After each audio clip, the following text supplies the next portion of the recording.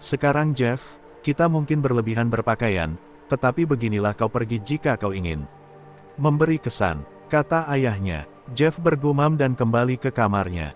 Aku tidak punya pakaian mewah. Teriaknya menuruni tangga. Cukup memilih sesuatu, kata ibunya. Dia melihat sekeliling di lemari untuk apa yang akan dia sebut mewah. Dia menemukan sepasang celana hitamnya untuk acara-acara khusus dan kaos. Dia tidak bisa menemukan kemeja untuk pergi ke acara itu meskipun dia melihat ke sekeliling, dan menemukan kemeja bermotif garis. Tak satu pun yang pas dengan celana panjangnya. Akhirnya dia menemukan hoodie putih dan memakainya. Kau memakai itu, kata mereka berdua. Ibunya melihat jamnya. Oh, tidak ada waktu untuk menggantinya. Ayo kita pergi, katanya sambil membawa Jeff dan ayahnya keluar pintu. Mereka menyeberangi jalan ke rumah Barbara dan Billy. Mereka mengetuk pintu dan itu tampak seperti orang tuanya Barbara, cara berpakaian yang berlebihan. Saat mereka berjalan ke dalam semua, yang dilihat Jeff itu orang dewasa, tidak ada anak-anak. Anak-anak berada di luar di halaman. Jeff, bagaimana kalau kau pergi dan bertemu dengan beberapa dari mereka, kata Barbara. Jeff berjalan keluar ke halaman yang dipenuhi anak-anak. Mereka berlarian di kostum koboi aneh, dan saling tembak dengan senjata plastik. Dia mungkin juga akan berdiri di Toys R Us. Tiba-tiba, seorang anak datang kepadanya dan menyerahkan pistol mainan dan topi. Hei, ingin bermain, katanya. Ah, tidak bocah, aku terlalu tua untuk hal ini. Anak itu menatapnya dengan wajah anak anjing. Aneh, kumohon, kata anak itu. Baik, kata Jeff. Dia mengenakan topi dan mulai berpura-pura menembak pada anak-anak. Pada awalnya dia pikir itu benar-benar konyol, tetapi kemudian dia mulai benar-benar bersenang-senang. Ini mungkin tidak menjadi sangat keren, tetapi itu pertama kalinya dia telah melakukan sesuatu yang membawa pikirannya dari Liu. Jadi dia bermain dengan anak-anak untuk sementara waktu, sampai dia mendengar suara bergulir aneh, kemudian memukulnya. Randy, Troy, dan Keith semua melompati pagar di skateboard mereka. Jeff menjatuhkan pistol palsu dan merobek topi. Randy menatap Jeff dengan kebencian terbakar. Halo, Jeff, katanya, kami memiliki beberapa urusan yang belum selesai. Jeff melihat hidungnya memar. Aku pikir aku mengalahkan omong kosong darimu, dan kau membuat saudaraku dikirim ke JDC. Randy, tampilannya seperti marah di matanya. Oh tidak, aku tidak kabur, bahkan aku kabur untuk menang. Kau mungkin telah menendang pantat kita waktu itu, tetapi tidak hari ini. Saat dia mengatakan bahwa Randy berlari dari Jeff, mereka berdua jatuh ke tanah. Randy dipukul Jeff di hidung, dan Jeff mencengkeram telinga dan kepala menanduk dia. Jeff mendorong Randy dari dia, dan keduanya naik ke kaki mereka. Anak-anak menjerit dan orang tua sedang berlari keluar rumah. Troy dan Keith mereka berdua menarik senjata dari saku mereka. Tidak satu pun menyela atau menciutkan nyali. Kata mereka. Randy menarik pisau pada Jeff dan menusuk ke bahunya. Jeff menjerit dan jatuh berlutut. Randy mulai menendang wajahnya. Setelah 3 tendangan Jeff meraih kaki dan menariknya, menyebabkan Randy jatuh ke tanah. Jeff berdiri dan berjalan menuju pintu belakang. Troy menangkapnya. Perlu bantuan. Dia mengangkat Jeff di bagian belakang kerah dan melempar dia melalui pintu teras. Sebagaimana Jeff mencoba untuk berdiri, dia menendang ke tanah. Randy berulang kali memulai menendang Jeff, sampai dia mulai batuk darah. Ayo Jeff, bertarung denganku. Dia mengangkat Jeff dan melemparkan dia ke dapur. Randy melihat sebotol vodka di meja dan menghancurkannya di atas kepala Jeff. Fight, dia melempar Jeff kembali ke ruang tamu. Ayo Jeff, lihat aku. Jeff mengangkat wajahnya penuh dengan darah. Aku adalah orang yang membuat saudaramu dikirim ke JDC. Dan sekarang kau hanya akan duduk di sini dan membiarkan dia membusuk di sana selama 1 tahun. Kau harus malu. Jeff mulai bangun. Oh, akhirnya, kau berdiri dan melawan. Jeff sekarang berdiri, darah dan vodka di wajahnya. Sekali lagi dia mendapat perasaan aneh, di mana dia tidak merasakan untuk sementara waktu. Akhirnya, dia bangun, kata Randy saat dia berjalan ke Jeff. Saat itulah terjadi sesuatu dalam Jeff membentak. Jiwanya hancur, semua pemikiran rasional hilang, semua yang dia bisa lakukan adalah membunuh. Dia mengambil Randy dan mendorong dia ke tanah. Dia sampai di atasnya dan memukul dia langsung di dalam hati. Pukulan menyebabkan jantung Randy berhenti. Sebagaimana Randy terengah-engah mencari napas, Jeff melihat palu di bawah dia.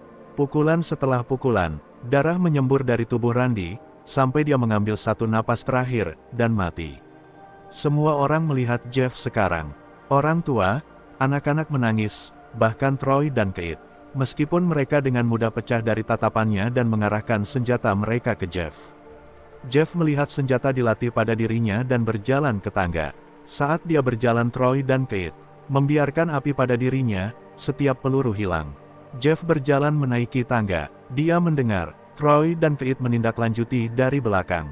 Saat mereka mengeluarkan peluru terakhir mereka dari peluru Jeff ke kamar mandi Dax.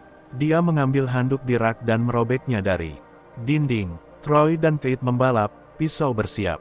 Troy mengayunkan pisau ke Jeff, di punggungnya kaki dan poni di rak handuk menatap wajah. Troy turun dan sekarang semua yang tersisa adalah Kate. Dia lebih lincah dari Troy. Meskipun, dan ketika bebek Jeff diayunkan dari rak handuk, dia menjatuhkan pisau dan mencengkeram Jeff di leher. Dia mendorongnya ke dinding. Sebuah pemutih jatuh di atas dia dari rak paling atas. Keduanya kehabisan tenaga dan mereka berdua mulai menjerit. Jeff mengusap matanya sebisa yang dia bisa. Dia menarik kembali rak handuk dan mengayunkannya langsung ke kepala Kate. Saat dia berbaring di sana, dia pendarahan menunggu mati. Dia mengeluarkan senyum menyenangkan. "Apa yang lucu?" tanya Jeff. Kate menarik keluar sebuah korek api dan menyalakannya. "Apa yang lucu?" katanya, "yang menutupimu adalah pemutih dan alkohol." Mata Jeff melebar karena Kate melemparkan korek api ke arahnya. Begitu api itu melakukan kontak dengan dia, api dinyalakan ke alkohol dalam vodka.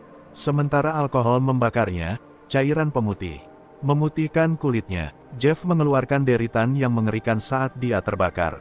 Dia mencoba untuk memadamkan api itu tetapi itu tidak ada gunanya. Alkohol telah membuatnya kobaran api. Berjalan, dia berlari menyusuri lorong, dan jatuh dari tangga.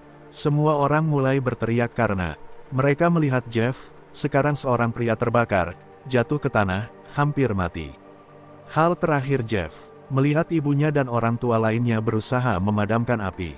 Saat itulah dia pingsan. Ketika Jeff terbangun wajahnya diperban. Dia tidak bisa melihat apapun, tetapi dia merasa dibalut bahunya, dan jahitan di sekujur tubuhnya. Dia mencoba berdiri, tetapi dia menyadari bahwa ada beberapa tabung di lengannya, dan ketika dia mencoba untuk bangun dia terjatuh, dan perawat bergegas masuk. "Kupikir kau tidak bisa keluar dari tempat tidur dahulu," katanya sambil menempatkan dia kembali ke tempat tidur dan kembali memasukkan tabungnya. Jeff duduk di sana, tanpa penglihatan, tidak tahu apa lingkungannya yang. Akhirnya, setelah jam, dia mendengar ibunya. "Sayang, kau baik-baik saja?" tanyanya. Jeff tidak bisa menjawab karena wajahnya tertutup, dan dia tidak mampu berbicara. "Oh sayang, aku punya berita besar." Setelah semua saksi mengatakan kepada polisi bahwa Randy mengaku mencoba untuk menyerangmu, mereka memutuskan untuk membiarkan Liu pergi. Hal ini membuat Jeff hampir terbangun, berhenti di separuh jalan.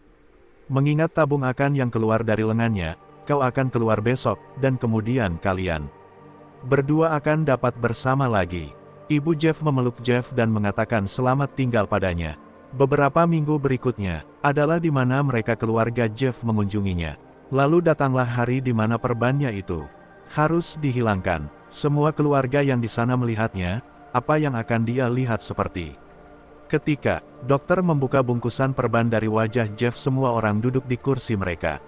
Mereka menunggu sampai perban terakhir yang menutupi wajahnya dihilangkan. "Mari kita berharap untuk yang terbaik," kata dokter. Dia dengan cepat menarik perban, membiarkan sisanya jatuh dari wajah Jeff. Ibu Jeff berteriak saat melihat wajahnya. Liu dan ayah Jeff memandang merasa terpesona pada wajahnya. Apa yang terjadi dengan wajahku?" kata Jeff. Dia bergegas keluar dari tempat tidur dan berlari ke kamar mandi. Dia melihat ke cermin dan melihat penyebab mara bahaya. Wajah dia, ini mengerikan. Bibirnya terbakar dan menyebabkan warna merah. Wajahnya berubah menjadi warna putih bersih akibat pemutih, dan rambutnya terbakar dari coklat ke hitam. Dia perlahan-lahan meletakkan tangannya ke wajahnya. Sekarang itu terasa kasar. Dia kembali menatap keluarganya kemudian kembali ke cermin. Jeff, kata Liu, itu tidak buruk. Tidak buruk, kata Jeff, ini sempurna. Keluarganya sama-sama terkejut.